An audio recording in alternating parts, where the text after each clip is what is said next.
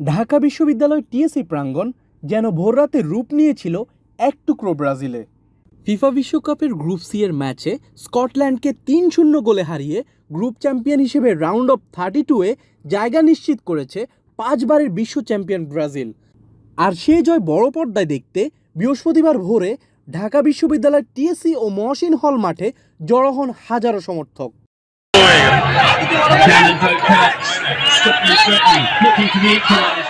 Match শুরু হয় রাত 4টায়, কিন্তু তার বহু আগ থেকেই ক্যাম্পাসে ভিড় করতে থাকেন ব্রাজিল ভক্তরা। কারো গায়ে ব্রাজিলের জার্সি, কারো হাতে পতাকা, আবার কেউ এসেছিলেন বন্ধুদের সঙ্গে রাতভর ফুটবল উৎসব উপভোগ করতে।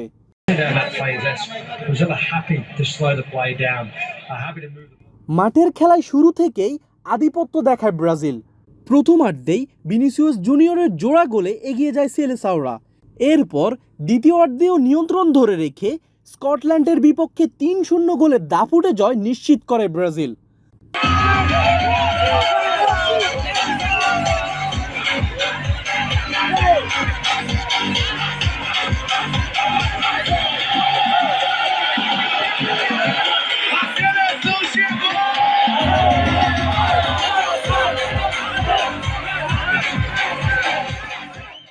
তবে জয়ের আনন্দকেও ছাপিয়ে টিএসসিতে উপস্থিত সমর্থকদের কাছে সবচেয়ে বড় মুহূর্ত হয়ে ওঠে নেইমারের মাঠে ফেরা। দীর্ঘ ৯৮১ দিন পর ব্রাজিলের জার্সিতে আবারও মাঠে নামেন নেইমার। ম্যাচের ৭৩তম মিনিটে বদলি খেলোয়াড় হিসেবে তিনি সাইডলাইন দিয়ে মাঠে প্রবেশ করতেই পুরো টিএসসি প্রাঙ্গণ প্রকম্পিত হয়ে ওঠে।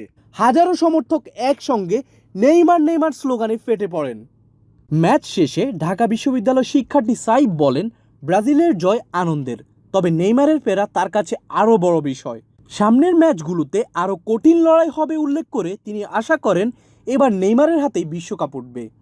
আরেক ব্রাজিল সমর্থক ফায়াজ বলেন, ম্যাচ জয়, নেইমারের ফেরা, সব মিলিয়ে আনন্দের রাত। তবে ভিনিসিয়াস জুনিয়র হ্যাট্রিক করতে পারলে আনন্দটা আরও বেশি হতো।